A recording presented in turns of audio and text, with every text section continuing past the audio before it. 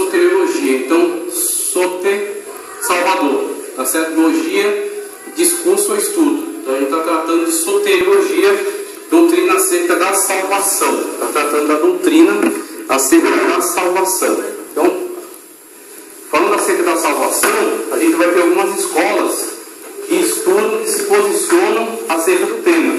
Então, dando só uma recordada para vocês, que a gente deu uma passada aí e depois teve um intervalo, volta um pouquinho na página 3, só para a gente dar uma refrescada na memória, e a gente acelera e segue adiante.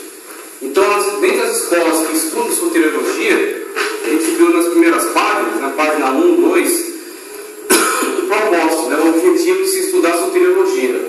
Então, quem não tem qualquer tipo de direcionamento na vida, quem não tem nenhum propósito na vida, não sente qualquer necessidade de saber acerca disso. Mas quem tem propósito de Deus e quem tem uma mensagem do Evangelho a proclamar, tem esse tema como um dos temas mais relevantes, temas mais importantes acerca da salvação.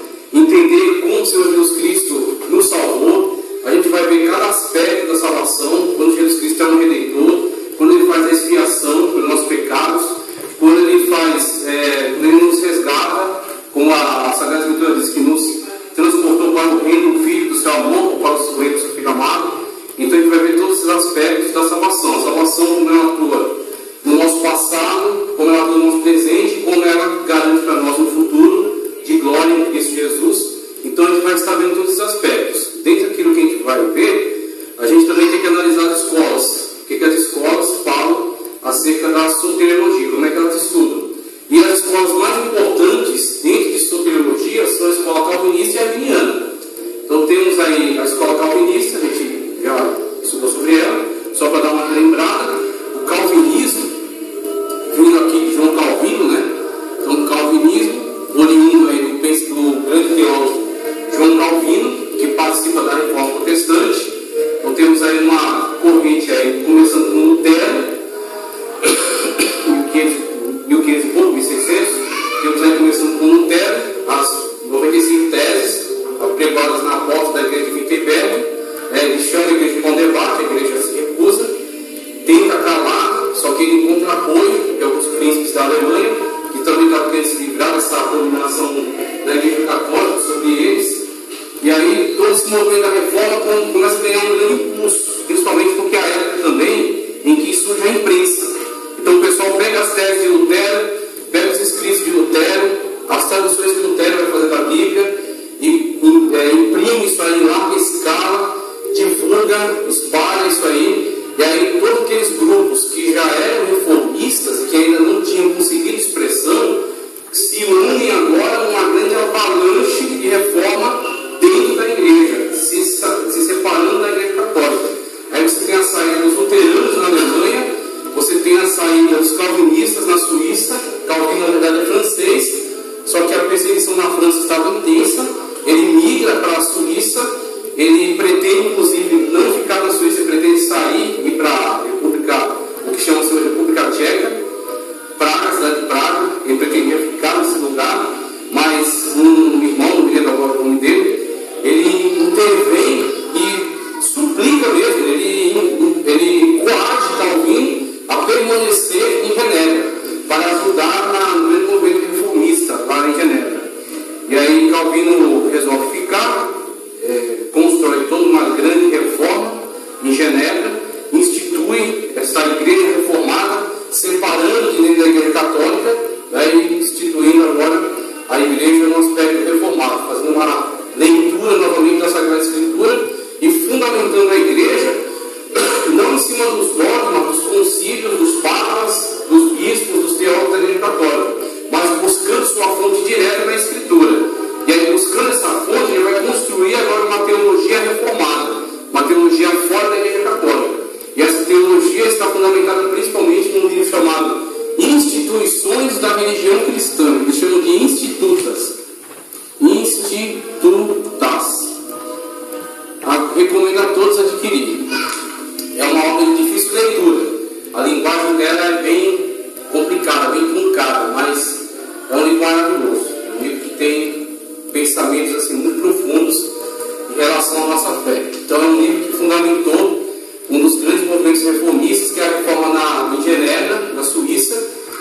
alimentar muitas correntes de divulgação da palavra de Deus na Europa. Muitos países, muitas igrejas reformadas na Europa vão ter sua fonte de alimentação em Genebra. Seus líderes vão para Genebra, estudar nas escolas calvinistas, se formar lá e voltar para sua pátria para instituir o evangelho lá. Então a instituição de religião cristã é um livro fundamental para a fé cristã reformada. Dentro dessa questão, dessa separação do calvinismo, a reforma na Suíça, a separação do calvinismo em relação à igreja católica, nós temos um outro conflito que eu vou colocar aqui também. Nós temos a instituição chamada monergismo, que ele vai ser antagonista àquilo que é praticado na igreja católica, chamado sinergismo, tá? O que é monergismo e o que é sinergismo? Primeiro, sinergismo, que era o que é praticado na igreja católica. Esse sinergismo, ele diz respeito a uma cooperação entre dois lados para se realizar o feito. Então, quando você fala que algo é sinergista, você logo entende que existe uma cooperação aí. E que cooperação é essa que a igreja católica visualizava nesse sinergismo? A forma da teologia, a forma da soteriologia dentro da igreja católica. Havia uma cooperação entre Deus e a igreja.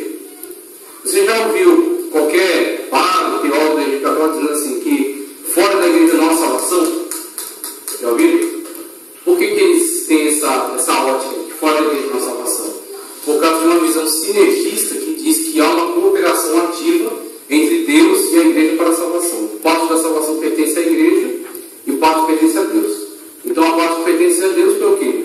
Foi os decretos divinos desde a eternidade, foi a vinda de Jesus para salvar a humanidade. Então o Pai deu o seu Filho para salvar a humanidade, tá certo? Deus é o Criador de todas as coisas. Então o céu para onde nós vamos é o céu de Deus. Então Deus foi o constituidor de todas essas coisas. Só que o Senhor instituiu, na ótica da igreja católica, instituiu na terra uma representação. E essa representação de Deus na terra é a igreja. Então a igreja, o Papa inclusive, ele se entende o continuador direto de uma linha sucessória desde Pedro. A igreja católica entende que a igreja foi fundada em Pedro. Pedro foi o primeiro Papa. E Pedro, numa linha sucessória, transfere sua autoridade, chegando nos dias atuais até o Papa, que está ocupando a cadeira. Ele diz que ocupa a cadeira de Pedro. Ele diz que o Papa é o vigário de Deus na terra. O que é o vigário? O vigário é o substituto. Então o Papa, na sua autoridade, ele tem o poder de dar a salvação e tirar. Ele pode excomungar você e você não terá lugar no céu. Porque o Papa, eles entendem assim, tem essa autoridade. Ou ele pode dar uma indulgência para você e os seus pecados são totalmente perdoados e você é inserido dentro do âmbito celestial. Por quê? Porque é sinérgico, é sinergismo, é entre Deus e a igreja. Parte pertence a Deus, parte pertence à igreja. O calvinismo retira a igreja totalmente desse conceito, como o monergismo. O monergismo calvinista. O que é esse monergismo? Esse monos é único, o sinérgico é cooperativo, monos é único, concentra tudo numa pessoa só. E quem é essa pessoa em quem está concentrado todo o poder de salvação? Está concentrado em Deus. Deus, Pai, Filho e Espírito Santo. O Pai que enviou o Filho que veio para a salvação dos eleitos, não a salvação de todos. Estamos falando de calvinismo, tá? Calvinismo. Veio para a salvação dos eleitos, tá ok? E o Espírito Santo de Deus que nos faz perseverar até o final, até alcançarmos aquilo até que se cumpra sobre nós aquilo que foi decretado por Deus. Então a ótica calvinista é monergista, ela concentra todo esse poder salvífico nas mãos de Deus, ela contraria totalmente o sinergismo da igreja católica. A igreja reformada sai da igreja católica e se aparta totalmente dela, uma questão doutrinária, civil. Inclusive desenvolveu-se nessa época chamada Guerra dos 30 Anos. Essa guerra, né, durou esse tempo. Isso aí, eles colocam esse tempo fechado assim, mas obviamente não é, né? É simplesmente um título. É para se colocar assim, uma definição. Então houveram muitas guerras abertas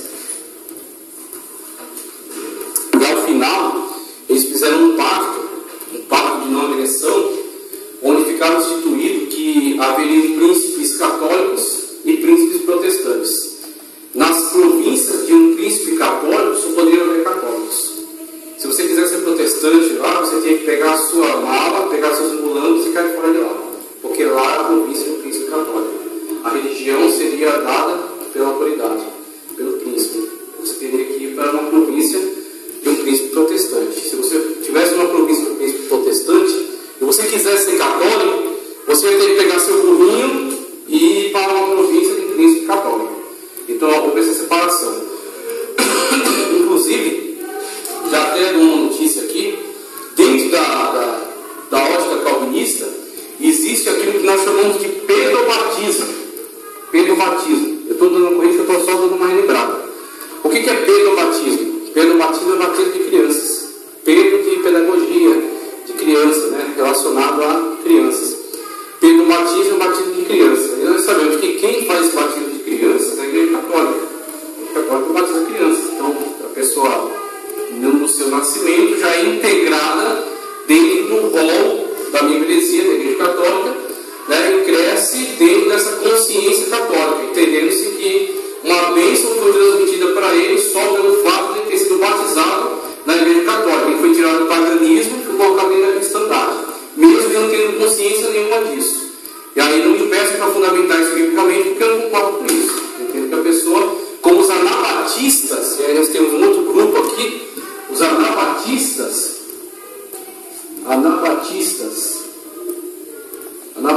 apregoavam exatamente isso. Só pode ser batizado seguindo o exemplo bíblico, que não havia na Bíblia. Você não encontra batismo de crianças, seguindo o exemplo bíblico. Eles diziam só adultos podem ser batizados, porque eles têm consciência do seu pecado. E o batismo não é para a remissão de pecados, né? Não é o batismo que limpa o pecado, mas a pessoa que se arrepende do seu pecado batiza-se como um sinal, um memorial que morreu para uma vida do mundo e renasceu agora para uma vida em Cristo. Os anabatistas, por dizerem isso, foram perseguidos pelos católicos e pelos reformados. Então, houveram perseguições de reformados contra católicos, houveram perseguições de católicos contra reformados. E houve perseguição de católicos e reformados contra os anabatistas. Foram o grupo mais perseguido da história. Então, quando você tem uma palestra falando sobre reforma protestante, o pessoal geralmente não mexe com isso. Mas teria que se falar disso aí. Nós seguimos hoje uma orientação em relação ao batismo. Em relação a algumas outras coisas, eles foram estranhos. Depois do movimento deles, teve umas distorções. Mas em relação ao batismo, somente para adultos, nós seguimos essa orientação anabatista, que foi rejeitada pelos calvinistas. Lembra que eu falei há 50 anos, na separação das províncias? Vocês pensem, uma pessoa vivendo numa província protestante, cujo príncipe é protestante, a religião num lugar desse não é só religião, não é só uma entidade filantrópica sem fins lucrativos. A religião, num lugar desse, numa época dessas, nós temos que entender que isso aqui é 1600, 1700 depois de Cristo. Então a religião, num contexto desses, ela não é só religião, ela é religião e Estado ao mesmo tempo. A religião é um órgão do Estado, a religião é um braço do Estado, o Estado é um braço da igreja, eles estão plenamente relacionados. Então você pensa, quando se batiza uma pessoa numa situação dessa, não está só lhe concedendo o rol de membro numa igreja, está se concedendo, por exemplo, a ele uma cidadania. Então eu entendo a ótica do pedobatismo calvinista nesse sentido, em que eles preservam este ato que eles trouxeram desde essa época, dessa divisão, em que a pessoa, ao se inserir na sociedade, automaticamente ela é inserida também na fé, nessa religião oficial dessa província. Então a Igreja Católica batiza criança desde muito tempo nessa história, desde muito lá atrás eles começaram com essa prática. Mas os presbiterianos, eu entendo que eles adotaram também essa prática de batizar crianças para manter essa garantia de que aquela criança seria inserida na cidadania protestante. A cidadania protestante que pertencia àquela província. Então eu entendo que eles seguiram essa lógica aqui. Falando ainda de calvinismo, nós temos as duas alas principais dentro do calvinismo, chamado calvinista supralapsariano. Você vai encontrar isso na página 3, que é o que você abrir aí. Calvinismo supralapsariano. Só para a gente lembrar, o que é supralapsariano? Primeiro, a palavra supra. A palavra supra traz a ideia de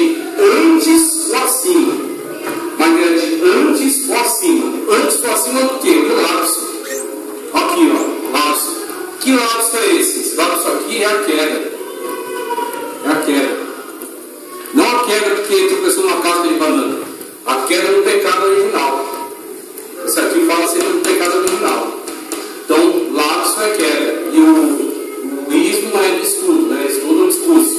Supralapsarianismo, estudo acerca de antes da queda, a determinação para a salvação ou condenação. Então, nós temos uma ala calvinista que é supralapsariana. E quando eu digo para você que esta ala calvinista é supralapsariana, eu estou dizendo para você que eles creem que antes mesmo de haver a queda, antes mesmo de haver a decisão pelo pecado, já havia um decreto de Deus para que o homem fosse salvo ou fosse condenado. Então a ala do calvinismo diz: Deus decretou desde a eternidade que alguns seriam salvos e outros seriam condenados, antes mesmo de tomar qualquer tipo de decisão. Isso é o calvinista supralapsariano. Veja, nem Calvino foi tão excessivo na afirmação dessa doutrina. Supralapsarianismo. Nós temos Calvino, depois temos um cara chamado Beza, Teodoro Beza.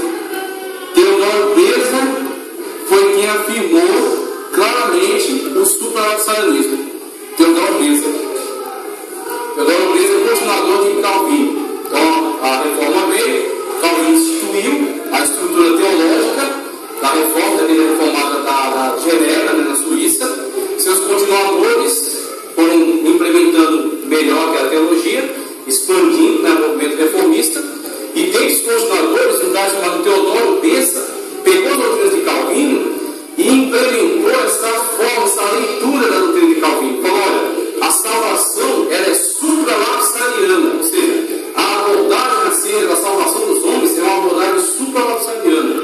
Antes do lapso, antes da queda, já havia o decreto de Deus determinando que uns seriam salvos e outros seriam condenados. Isso é supra.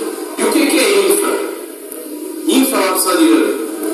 Infralapsariano é aquele que, passado algum tempo, inclusive, a maior parte do calvinismo da atualidade entra por essa ala infralapsariana. No caso, o lapso está aqui. Depois do lapso, depois da queda, eles entendem que o decreto de Deus para a salvação de alguns dentre os caídos acontece depois deles terem tomado a decisão de pecar. Depois do lapso, depois da queda.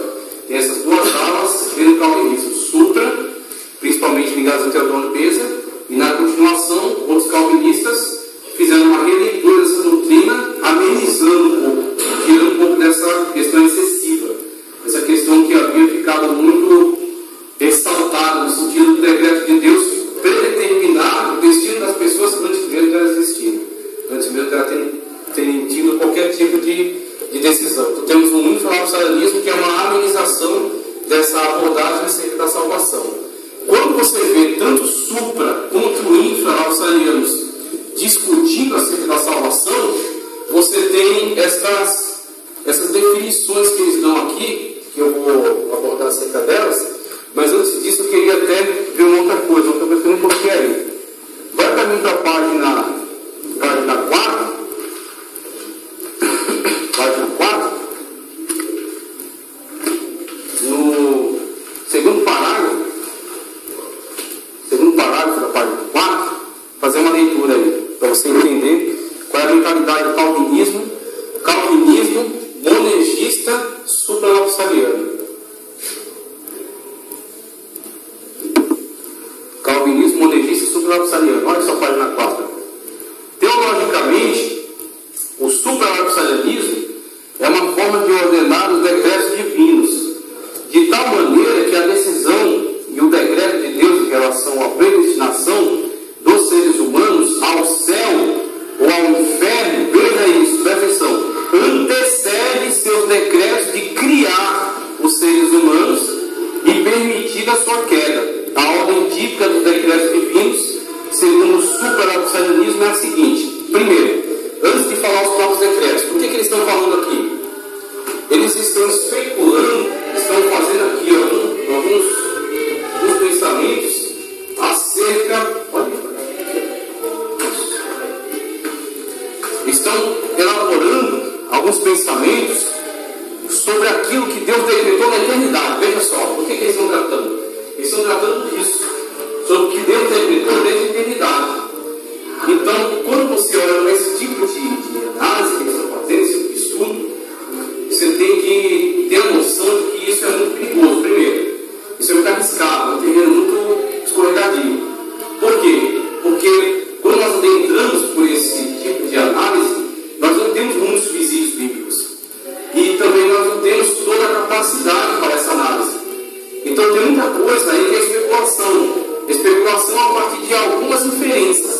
Então Deus, desde a eternidade, decretou as coisas. Tudo acontece por causa do decreto de Deus. Mas como foram esses decretos? É isso que eles estão tentando analisar aqui. Quais eram as prioridades de Deus? Por quê? O tempo para Deus é um, o tempo para nós é outro. O nosso tempo é cronos, é cronológico, é contagem de tempo. Nós temos começo, meio e fim. Nós estamos no tempo e no espaço. Nós precisamos ocupar um lugar no espaço. Nós estamos em todos os lugares ao mesmo tempo, como Deus está. Deus está em todos os lugares ao mesmo tempo e mesmo assim Ele é uma pessoa. Ele não é conforme o conceito panteísta, Deus é tudo e tudo é Deus. Não. Deus é uma pessoa. Só que mesmo que seja uma pessoa, Deus não está limitado ao espaço. Deus pode estar em qualquer lugar. E também Deus não tem contagem de tempo. Deus não tem princípio. Deus não terá fim. Olha só, Agostinho, que é um dos mais importantes teólogos da igreja, no seu livro, que eu recomendo para vocês adquirirem esse livro nele, um livro chamado Confissões, você compra ele baratinho, pelo Pensadores, o livro Confissões. No livro Confissões, ele tenta definir eternidade. Assim, Deus premiou ele com uma inteligência maravilhosa. Ele tenta definir a eternidade. Olha só o que ele tenta fazer para definir a eternidade. Ele diz que a eternidade é um momento presente eterno. Eternidade é momento, tá? Momento presente eterno. Momento presente eterno. Por que momento? Porque momento é o já. Momento é o já, é o agora. Na verdade, a única coisa que existe é o agora. Daqui a uma hora, o que vai acontecer? Diga para mim, com exatidão. Daqui uma hora. Uma hora. Não. Muito bem. Agora, e o que aconteceu uma hora atrás? Passou, mas você não tem como. Não, eu vou pegar agora, eu vou agora, quando era 8 horas da noite, eu vou voltar agora, às 8 horas. Eu vou desfazer uma coisa que eu fiz errado. Eu deixei cair no real. Eu vou voltar no relógio aqui, na catraca, e vou resgatar a moeda. Não. Passou, já foi. Não existe mais. O futuro ainda não. Isso existe um momento. E aí Agostinho disse, o momento, para Deus o tempo é momento presente. Por quê? Para Deus, enquanto para nós precisamos lembrar do passado e esperar o futuro, para Deus tudo está exposto. No momento só. Então Deus está vendo um mapa completamente aberto de toda a eternidade. O primeiro ser criado e o último movimento dentro do tempo e do espaço. Quando Deus fizer novos céus e nova terra, aí vai ser outra conversa. Mas nós temos um momento presente eterno. Tudo está num momento só para Deus. Então você tem um momento presente eterno, o tempo de Deus. O tempo cronos é o nosso. Então toda vez que eu colocar aqui, eu vou fazer a leitura para vocês agora. A ordem dos decretos divinos. Esse negócio aqui é pura especulação. Por quê? Deus não tem primeiro, segundo e terceiro. Pronto, já foi. E já pensou em todos simultaneamente, ao mesmo tempo. Então quando eu pego uma lista, eu coloco o primeiro, segundo e terceiro, não é que eu estou querendo dizer que Deus pensou isso, aí se vai dar certo ou não, aí depois ele pensa o outro. Não, ele está dizendo assim, ó, por que esse é o primeiro? Porque esse é a prioridade. Essa é a coisa mais importante. Dentro dos decretos, esse é o mais importante. Por que o outro é o segundo? Porque ele é tão importante quanto aquele. Então, na cabeça do super-auxiliano, olha qual foi a ordem dos decretos divinos. Página 4. O decreto divino de predestinar algumas criaturas à salvação e à vida eterna, e outras à perdição e o castigo eterno. O decreto divino de criar. O decreto divino de permitir que os seres humanos caiam no pecado. O decreto divino de fornecer meios para a salvação. Cristo e o Evangelho aos eleitos. Tá? Aos eleitos. O decreto divino de aplicar aos eleitos a salvação e a justiça. Essa é a ordem dos decretos divinos na cabeça de um calvinista super-auxiliano. Tá ok? Então Deus, a primeira coisa que Deus pensou, numa ordem de prioridade, quem eu vou trazer para o céu e quem eu vou lançar no inferno. Depois, o que Deus pensou depois?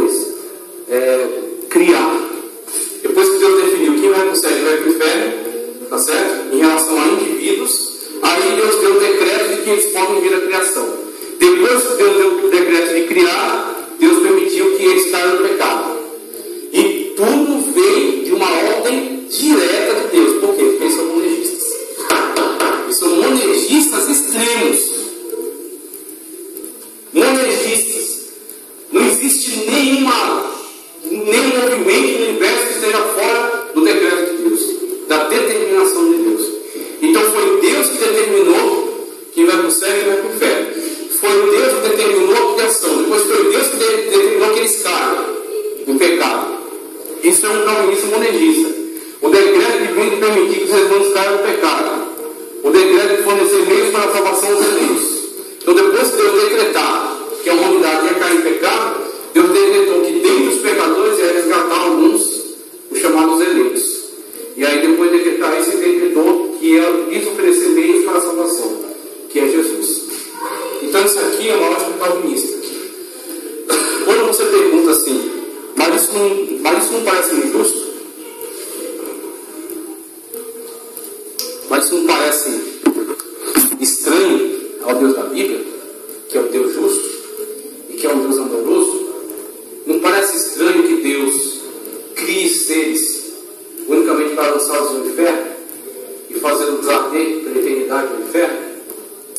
E não nos permita a salvação, uma vez que Ele de antemão, antes até de criá-los, já decretou que eles seriam condenados? Se você perguntar isso para um calvinista, ele vai simplesmente dizer para você: quem somos nós para questionar a Deus? Porque Calvino diz isso nas Escrituras. Calvino não é tão específico em relação a isso aqui. Essa construção é mais do Teodoro Beza. Mas Calvino, nas instituições da religião cristã, deixa claro que em relação a essas coisas que nos parecem injustas, simplesmente cabe a afirmativa de que a criatura não questiona o Criador. Todas as atitudes do Criador estão de antemão justificadas, só porque Ele é o Criador. Então o que acontece? Nós analisamos isso aqui e transmitimos, mas nós entendemos que isso aqui está muito diferente do Deus da Bíblia. Isso aqui está muito diferente daquilo que a Bíblia revela acerca de Deus. Então o que acontece? Nós não temos que procurar o erro na Bíblia, nós não temos que procurar o erro em Deus, nós temos que procurar o erro nos teólogos. Quando você olhar alguma doutrina que ela parecer muito esquisita, desconfie do teólogo. Sempre desconfie. Porque o teólogo por mais que ele está tentando uma explicação, um esclarecimento, uma elucidação, ele é falho. Então, alguma coisa da Escritura que ele bate que é daquele jeito, e você vai procurar às vezes, ali é uma interpretação enviesada. O que é uma interpretação enviesada? Ele tem um pressuposto. Ele quer que aquele pressuposto se justifique. E aí ele vai ler a Bíblia não para que a Bíblia diga o que é a revelação de Deus, mas para que a Bíblia justifique o seu pressuposto. E aí ele quer justificar aquela sua doutrina, porque ele escreveu um livro desse tamanho e ele já pôs para vender e ele quer que aquele negócio seja verdade. E aí, muitas das vezes, ele foi um grande equívoco, simplesmente foi um grande equívoco. Então nós temos, a partir dessa mentalidade, dessa construção, uma coisa que eu gosto de dizer também: por que os calvinistas, nesta época, Teodoro Beza, inclusive esse camarada aqui, Armínio, ele será aluno de Teodoro Beza. Teodoro Beza, inclusive, vai tecer elogios a Armínio, tá ok? Ele vai elogiar, dizendo que Armínio é uma pessoa muito capaz, muito inteligente. Por que Teodoro Beza chegou nesta... Por que ele construiu essa visão de mundo? Por que ele construiu esse conceito de fé? Esse conceito de soteriologia? Ao meu ver, isso aqui foi construído em um tempo de muito belicismo. Muito belicismo. Então, quando você tem, por exemplo, você pode chegar com uma pessoa que você tem as mesmas ideias que ela, você não concorda da mesma forma que ela concorda, e você pode conversar amigavelmente com ela. Você pode chamar ela para tomar um café, falar num tom de voz agradável, né, com respeito, e chegar num acordo ou não chegar a acordo nenhum, mas com um nível de respeito, né, com um nível de... E nesse contexto aqui foi exatamente o que acabou. Não havia respeito, havia guerra, havia uma guerra intensa, havia escaramuças, havia ameaça de morte, havia tentativa de dominação entre quem? Entre os católicos e os protestantes. Então, diante desse contexto de intensa guerra, intensa batalha, no campo bélico, no campo das armas, no campo filosófico, no campo civil, ao meu ver, esse conceito teológico nasce deste momento, esse momento muito aguerrido, onde se quer contrariar completamente as teses do seu adversário. E as teses do adversário, como eu falei no começo da aula, incluem o conceito sinergista.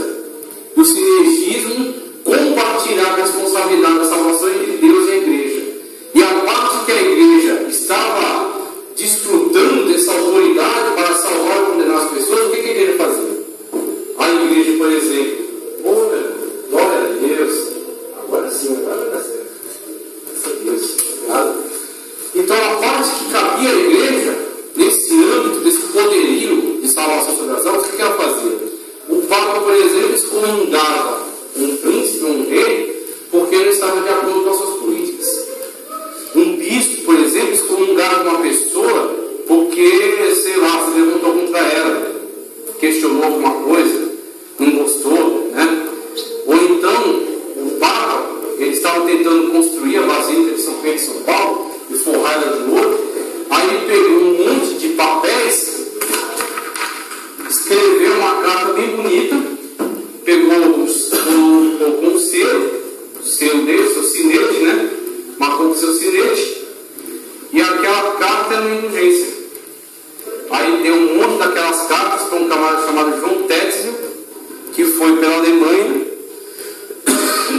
pregando, divulgando, parecendo um pregador neopentecostal, falando: quando o momento em que a moeda atinge o cofre, a alma do purgatório sobe, né? E pede indulgências para o perdão de pecados cometidos. E se você tivesse um pouco mais de dinheiro, ele dividia indulgências prévias para pecados que você ainda irá cometer. Então você está pensando em adulterar, você já compra uma indulgência prévia, para que ao adulterar, a indulgência super feita, você seja perdoado, e você talvez não entre, não atende diretamente com os celestiais, porque você não é um mártir, porque você não é um santo, porque você não é um beato, mas você pelo menos vai garantir um lugar no purgatório. Você vai ao purgatório, vamos fazer as missas de 7º dia, até a sua alma sair do purgatório, ou então um parente seu ir lá e depositar o dinheiro no cofre da igreja, resgatando a sua alma do purgatório e levando para o céu, né? Olha o que acontece, é tão terrível essa questão, mas os caras ainda estão falando nessa época de salvação. As pessoas estão tentando comprar a salvação. Hoje eles não querem comprar nem salvação, mas eles querem comprar é carne importada.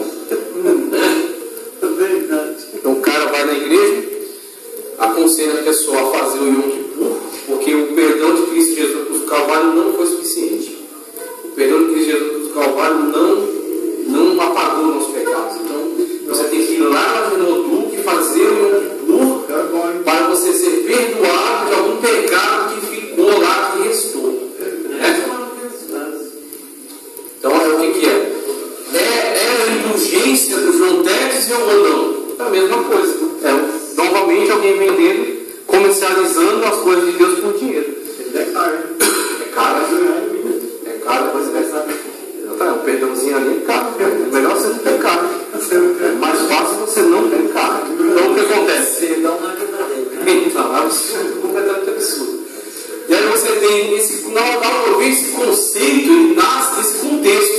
Esse contexto é terrível. Aí você vai ter, na continuação da história, os infralapsarianos, ao meu ver, o que eles desenvolvem? Essa visão infralapsariana. Deixa eu ver aqui com você onde está. Infralapsarianismo. Está nessa página aqui, ó.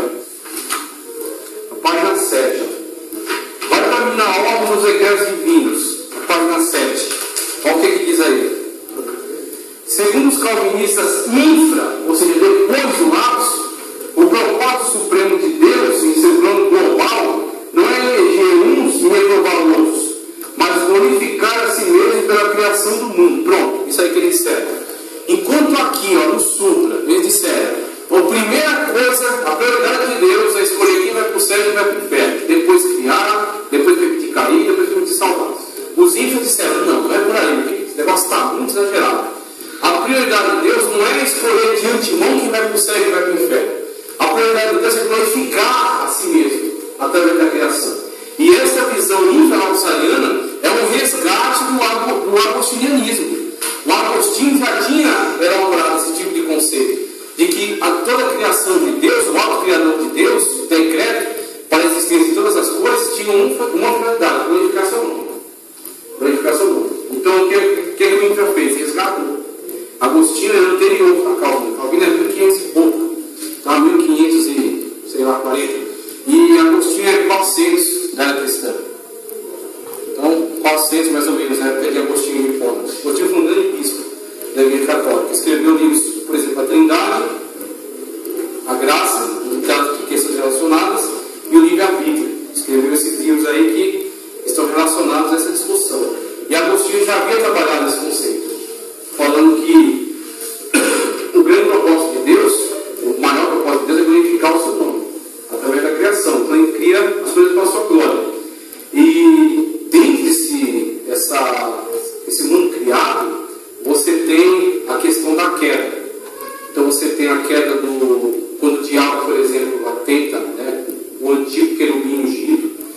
ele, conforme os textos do profeta Isaías, do profeta Ezequiel, eles falam assim, esse ser que tentou se colocar acima de Deus e que foi punido, foi lançado lá. Aí você vai ver um reflexo nisso lá em Apocalipse, o dragão vermelho que com a sua cauda, a sua terça parte da estrela do céu foi lançado sobre a terra.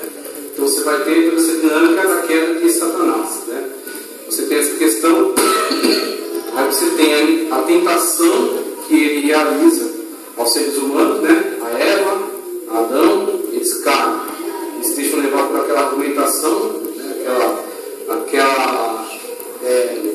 Aquela dialética do diabo, né? Que foi um dos primeiros filósofos, né, da humanidade.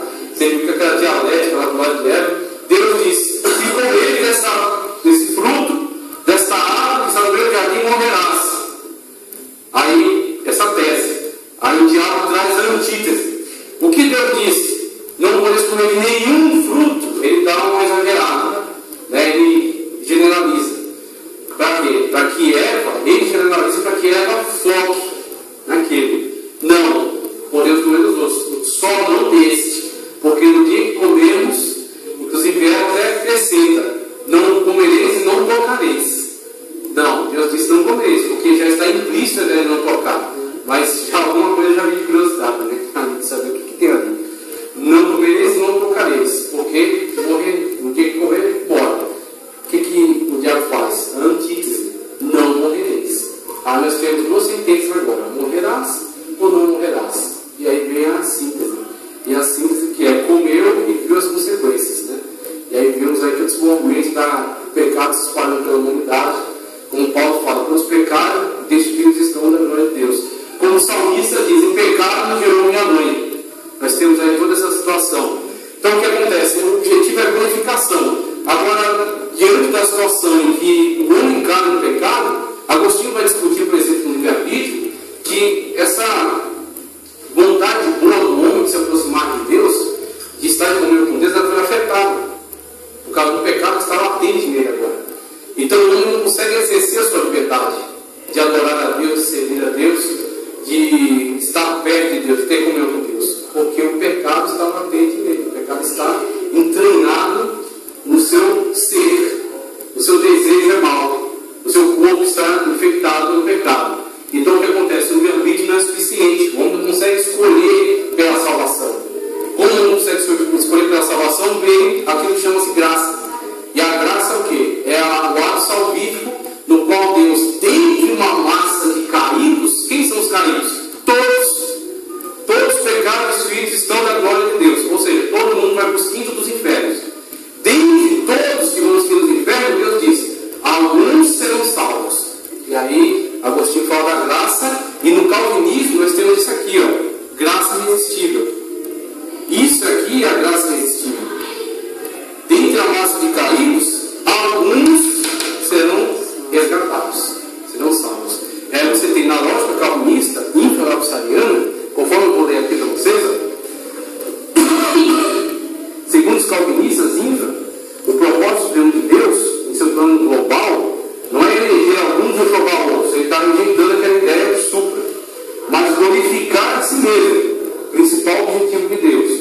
Foi somente porque os seres humanos caíram no pecado que Deus subsequentemente, abaixo, sobre, acima, abaixo, subsequentemente, consequências, né? Ou seja, depois dessa situação, Deus trouxe uma solução. Qual a solução? Aqui ele apresenta aqui.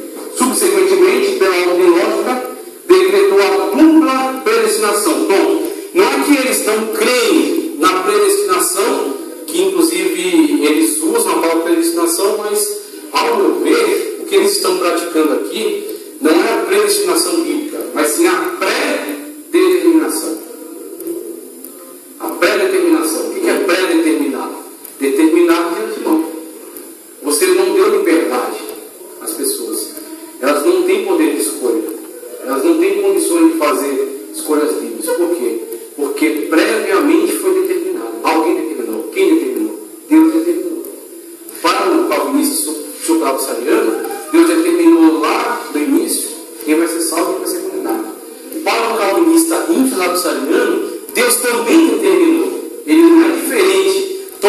movimento super-absaliano, mas ele entende que Deus determinou isso subsequentemente, depois. Aí depois que acontece a queda, Deus determina que uns serão salvos. É isso que o INCRA diz. O super-absaliano diz, Deus determinou quem vai ser salvo e quem vai ser condenado. O INCRA diz, não. Dentre os caídos, Deus determinou quem vai ser salvo. Você está entendendo o que é eufemismo? É uma amenização. O cara se escandalizou com aquela postura de entender que Deus, desde a eternidade, determinou pessoas para irem ao inferno antes mesmo de criá-las. Ele está tentando corrigir isso, amenizar essa ótica estranha de Deus. Aí ele diz, não, Deus primeiro criou todas as coisas. Depois de Deus criar todas as coisas, veio a queda. Depois da queda, veio a dupla predestinação. A dupla predestinação que ele diz, né? Que eu entendo como uma predeterminação. E essa dupla predeterminação diz, Deus escolheu dentre os caídos alguns para salvar. Aí eu digo para você, se dentre os caídos Deus predetermina que alguns serão salvos, logicamente Ele escolheu que aqueles que não serão salvos serão condenados. Não, e os ateus acho que vai para essa linha aí, né? Os ateus? Nossa, Eu creio assim, porque os ateus acham que você já nasceu, já assim. Vai morrer, já tem. essa visão fatalista. Essa visão fatalista, eles têm também isso. E acaba vindo o quê? Vindo de uma ótica desesperada da vida, uma ótica sem esperança, sem graça, sem esperança. Então eles veem as coisas de uma forma sempre pelo pior. Então você tem que aproveitar as poucas coisas que você tem, porque você só pode esperar o pior. Não há salvação, não há Deus, não há Deus. Então eles esperam sempre o pior. Por isso que se mete nos piores vícios, se mete nas piores safadezas, nas piores nojeiras, porque eles tentam através do hedonismo, que é o quê? A busca intensa pelo prazer. O objetivo principal é o prazer corporal, carnal e sensitivo. Eles buscam justificar a sua vida pela busca do prazer. Por quê? Porque não há salvação. Não é eternidade, é somente o que tem aqui. Então é esse desespero que eles vivem. Então você tem, o INFRA ele tenta amenizar a coisa, mas acaba também entendendo acaba caindo na mesma lógica. Por quê? Eu digo para você, ó, aqui é uma sala que tem 100 pessoas. Eu digo para você, 10 pessoas vão ganhar prêmio. Aí eu pego e faço uma lista das 10. Pronto, são essas aqui, ó. As 10 pessoas que vão ganhar prêmio são essas. Eu predestinei as pessoas a ganharem prêmios. O que eu fiz com as 90? Eu predeterminei que elas não iriam ganhar. Logicamente. Então, super-absalianismo e infra-absalianismo acabam sendo a mesma coisa. E aí, nós temos isso aqui, ó, que é o chamado tulipe. Tulipe. O que é o tulipe? É uma organização, uma concatenação das ideias dentro do calvinismo. Então nós temos aí o calvinismo supra, o calvinismo infra, todos são monergistas, tá? Entendem que tudo está vinculado a um decreto de Deus. Uns dizem que os decretos têm tal ordem, outros dizem que os decretos têm outra ordem, mas todos são monergistas e colocam tudo sob a única responsabilidade de Deus. Tudo que acontece veio da parte do decreto de Deus, foi decretado por Deus. E esse tulipe organiza a visão geral do calvinismo. Então, qual é a visão geral? A visão geral do calvinismo é a depravação total. Veja, a depravação total. Também concordamos com a depravação total. Ok. A depravação total é todos pecados e destituídos estão da glória de Deus. Depravação total, de fato. Todos estão destituídos da glória de Deus. Todos estão condenados. Em vista do pecado original. Daí ele vai para outra. Eleição incondicional. Aliás, essa aqui eu coloquei equivocadamente. Essa aqui é do arminianismo. É eleição incondicional. Não, está certo, está certo. Eleição incondicional. Por que incondicional? Esse incondicional aqui, ó, isso aqui é a condição, né? Condição. Isso aqui é o in. Por que o incondicional? Porque independentemente, é isso que é incondicional, muito bem. Porque independentemente do que você fizer, se você for eleito por Deus, você será salvo. Se você não for eleito por Deus, você será condenado. Isso que é incondicional. Tá certo? Aí a gente tira aquela máxima, que com certeza eles não devem gostar muito dela. Uma vez salvo para sempre. Por que uma vez salvo para sempre? Porque a salvação não advém de uma decisão sua. Aquilo que Cristo fala assim: quem crê será salvo. Quem não crê será condenado.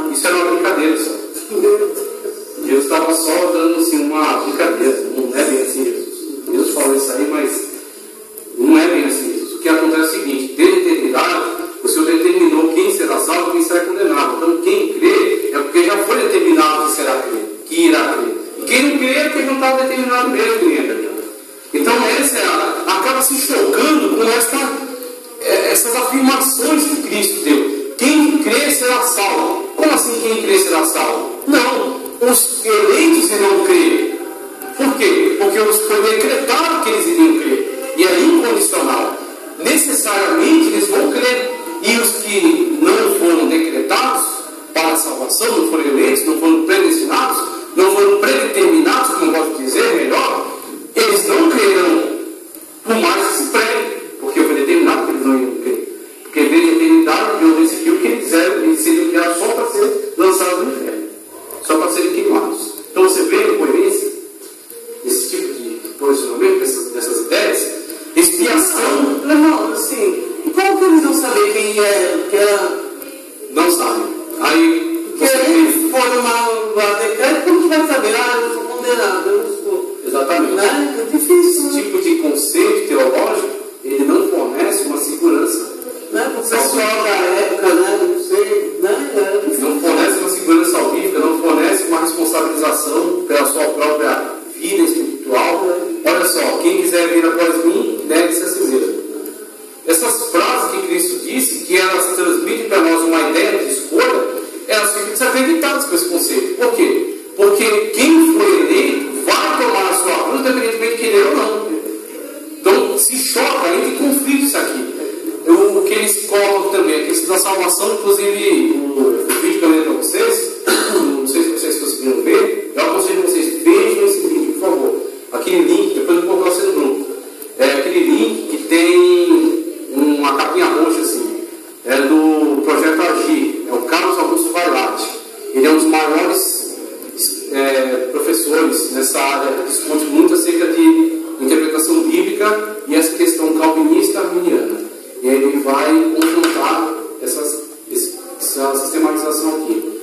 E aí ele vai colocar, por exemplo, que o Calvino, na obra dele tem muitas coisas importantes. Só que aquilo que eu falei para você, porque é óbvio. Você não pode ler Calvino entendendo que tudo ali está certo. Você não pode ler nenhum teólogo entendendo que tudo ali está certo. Você tem que saber alguma coisa que ele errou. Por quê? Porque ele é um ser humano, ele erra. Algum conceito está distorcido, algum conceito está exagerado. Ou alguma coisa deveria ter sido dita e não foi. Sempre há um defeitos. Por quê? Porque é um ser humano, é passivo de erros. Então Calvino, as atitudes eu tenho, é muito boa. Só que você tem que tomar cuidado que nessa elaboração aqui, ele vai ir por essa tendência. Ele vai tentar justificar esses pressupostos que ele construiu. Expiação limitada. A expiação de Cristo, né? Cristo expiou os nossos pecados na cruz do Calvário por meio do seu sangue derramado. Para nós, a expiação de Cristo ela é ilimitada. A nossa igreja, não é que a nossa igreja é arminiana. Nós não somos adeptos de Armínio. Inclusive, num vídeo que eu coloquei para vocês já, eu deixei muito claro. Nós vestimos a camisa de teólogo. A igreja não é arminiana, a igreja não é calvinista, a igreja é cristã. Se Calvino contribuiu com alguma coisa, muito bem. Se alguma coisa ele falou errado, tchau, exclui. Se Armínio contribuiu com alguma coisa, muito bem, põe bravo. Se Armínio falou uma besteira, tchau, deixa pra lá, foi ele dele, é problema deles. Ele também cometeu meus erros. Então, a gente tem que aproveitar só aquilo que está de acordo com a verdade. Expiação limitada. Armínio, eu vou discutir com vocês ali daqui a pouco, sobre o arminianismo, ele diz: o sangue de Cristo ele é suficiente. A expiação de Cristo, pensa no sangue derramado do Cordeiro de Deus na cruz do Calvário. Pensa no Filho de Deus encarnado, morrendo por nós na cruz do Calvário, derramando seu sangue. Nós dizemos que a expiação de Cristo é ilimitada. O sangue de Cristo é suficiente para salvar toda a humanidade. O sangue de Cristo é suficiente. Não entende o que eu estou dizendo. Por exemplo, essa água aqui ela é suficiente para alimentar, para sanar a sede de todo o Brasil, né? Aí você tem, por exemplo, a multiplicação dos pães, né? Jesus pegou o pão, não diz que apareceu um monte de pão, diz que Jesus abençoou aqueles pães, deu graça e partiu. Conforme ele ia partindo, Jesus e pão. Não sei como é que foi. Foi um milagre. Não tem que explicar o milagre. Aconteceu. Então ele ia partindo o pão e o pessoal, não vai acabar não, e partindo, enchendo um cesto. Eu posso dizer para vocês, essa água é suficiente para sanar a sede em todo o Brasil. Eu vou derramar aqui um monte de copo, vou encher, não vai acabar nunca. Até o dia, como aconteceu lá com Eliseu, né? Quando a mulher perguntou, tem mais vaso? O filho falou, não tem. Aí o azeite parou. Quando não tinha mais vaso, parou o azeite. Então você tem, por exemplo, o sangue de Cristo. Quantas pessoas podem ser alcançadas e podem ser expiadas? Quantos pecados podem ser expiados pelo sangue de Cristo? Todos. Todos os pecados, de toda a humanidade. Quantos de fato terão seus pecados expiados pelo sangue de Cristo? Todos? Não, por quê? Porque nem todos aceitam. Por quê? Quem será salvo? Quem crê. Veja, essa palavra quem crê, ela é aberta. Ela cabe em qualquer pessoa. Aquela pessoa que no seu coração ouvir a voz do Espírito Santo, que o convence do pecado, da justiça e do juízo. Então a salvação no arminianismo, ela é condicional. Qual é a condição? Crer. A condição de crer no arminianismo, a gente vai ver isso, ela não é auto-salvar-se. Você não tem capacidade de se auto-salvar. Você tem a capacidade de crer que você é pecador e aceitar a salvação. É como a pessoa está se acabando de câncer. Está saindo câncer até pelo ouvido dela. E aí a pessoa chega e fala, você está cancerosa, você precisa fazer uma quimioterapia. E a pessoa diz, não estou. Eu estou muito bem. Ela está cancerosa, não vai deixar de estar porque ela não acredita que está. Mas ela diz que não quer, ela diz que não está e que não quer o tratamento. O que se fará em relação a ela? Vai deixar ela exercer sua liberdade e morrer na sua doença. Então a mesma coisa é o pecado. As pessoas estão todas em pecado. É ofertado a salvação de Cristo Jesus por meio do seu sangue derramado na cruz do Calvário. Você quer aceitar Jesus como seu Salvador? Ah, não, obrigado, não quero, né? Depois eu volto, outro dia eu venho. Paciência, meu irmão. Exerceu sua liberdade e não querer. É como uma pessoa que está se afogando, e você vê ela se afogando lá, você vai fazer uma coisa por ela. O que você faz? Você joga uma boia. Uma corda com uma boia. Ela pode se agarrar na boia e você puxa. Ela não vai se salvar. Por quê? Porque ela está se afogando. Ela vai se afogar em poucos minutos. O que você está fazendo por ela? Ofertando possibilidade de salvação. Ela tem que reconhecer que está se afogando e apegar essa salvação ofertada, dada. Agora ela pode você jogar a boia e ela ignorar. Para não quer, não gosta dessa cor. E aí o que você com ela? Vai se afogar. Quem salvou ela não foi ela mesma. Foi alguém que salvou. Mas existe uma dinâmica entre o Salvador e aquele que está sendo salvo. De reconhecimento, senão, a Bíblia Sagrada não teria dito assim, ó. Quando ouvintes a voz do Espírito de Deus, não existais. Por que a Bíblia diz não existais? Porque é possível resistir. Se é possível resistir, essa questão de eleição incondicional, ela só existe na cabeça do teólogo, né? Não existe salvação incondicional. Existe salvação condicional, condicionada à aceitação, condicionada à conscientização do próprio pecado para a aplicação do remédio chamado Jesus, o sangue de Cristo Jesus. Então nós temos esta linha aqui de pensamento calvinista. Graça irresistível. O que é graça irresistível? Dentro dessa lógica aqui de Agostinho, aquele ato no qual Deus, aí o supra diz, desde a eternidade, no primeiro momento, o infra diz, depois do pecado, subsequentemente, mas os dois acabam na mesma coisa. Deus vai escolher um grupo, por isso que é limitado, a expiação é limitada, e por isso que a graça é irresistível. A expiação é limitada, por quê? Tem dois caminhos, Deus escolhe um grupo para salvar, tá certo? E o grupo que Deus escolheu para salvar vai lhe dar uma graça chamada graça irresistível.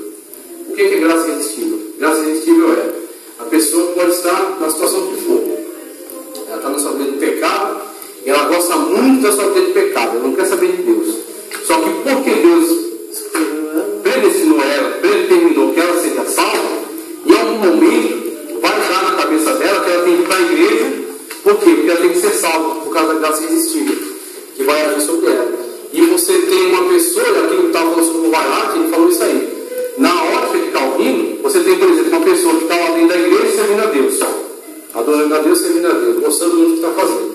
Só que se ela não foi predeterminada para a salvação, e a graça irresistível não está agindo nela, em algum momento vai dar na telha dela, que ali não é o lugar dela, vai cair fora e vai ser condenada. Por quê? Porque ela não foi predeterminada para ser salva. E o outro que salva lá no mundo, sólido, porque ele foi predeterminado para ser salvo, a graça irresistível vai agir nele e ele vai perder para ser salvo.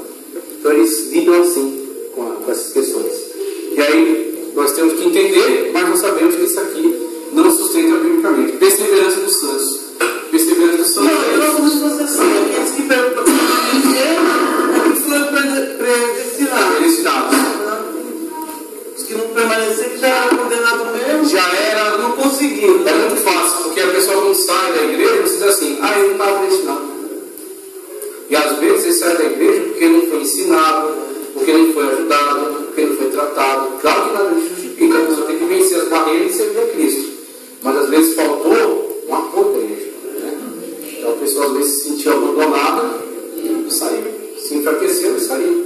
E às vezes tem muitas pessoas que estão no mundo e elas não estão totalmente desviadas, elas estão afastadas. Você encontra uma pessoa do mundo às vezes está afastada da igreja, ela está afastada às vezes da igreja, mas não de Cristo. Ela continua respeitando os conceitos bíblicos, ela não se entrega ao vício, só que ela fica isolada, porque ela tem alguma mágoa em relação à igreja, em relação a alguém da igreja. Claro que isso não justifica, né? Mas isso tem que ser analisado muitas vezes. Então, isso aqui é o calvinismo e o agostinianismo. E o Agostinho, que veio antes de Calvino, veio antes da Reforma, os teólogos calvinistas pegam muitas das coisas de Agostinho. Aí a gente vai agora para isso aqui, o arminianismo. Primeiro, olha, isso aqui eu já expliquei, acerca de predestinação. Página 11. Predestinação, escola calvinista. Predestinação, escola calvinista. Ele tem dois subtópicos aí, Deus e homem.